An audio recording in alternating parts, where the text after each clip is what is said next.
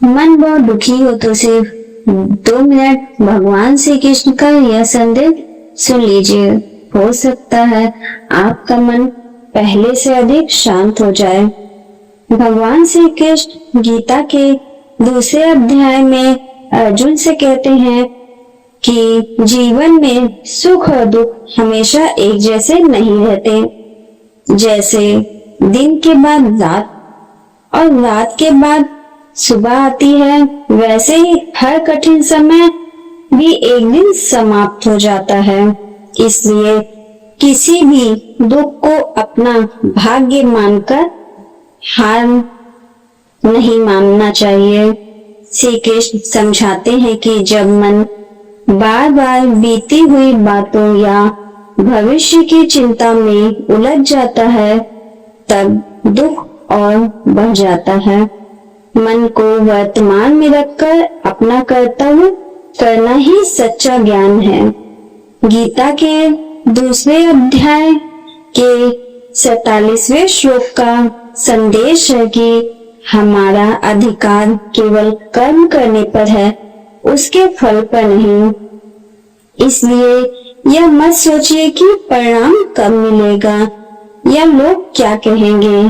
पूरी निष्ठा और ईमानदारी से अपना काम करते रहिए। सही समय आने पर कर्म का फल अवश्य मिलता है। भगवान श्री कृष्ण यह भी बताते हैं कि जो व्यक्ति हर परिस्थिति में धैर्य बनाए रखता है, सुख मिलने पर अहंकार नहीं करता और दुख आने पर टूटता नहीं, वही वास्तव में स्थिर बुद्धिमान वाला होता है। ऐसा व्यक्ति धीरे धीरे मन की शांति प्राप्त कर लेता है। गीता हमें यह भी सिखाती है कि डर, चिंता और निराशा का सबसे अच्छा उपाय है ईश्वर पर विश्वास और अपने कर्तव्य पर ध्यान। जब हम पूरी श्रद्धा से भगवान का स्मरण करते हैं तो मन का बोझ हल्का होने लगता है और भीतर से नई शक्ति का अनुभव होता है। अंत में गीता के 18वें अध्याय में भगवान श्री कृष्ण आश्वासन देते हैं कि जो सच्चे मन से उनकी शरण में आता है और उन पर विश्वास रखता है, उसे वे कभी अकेला नहीं छोड़ते।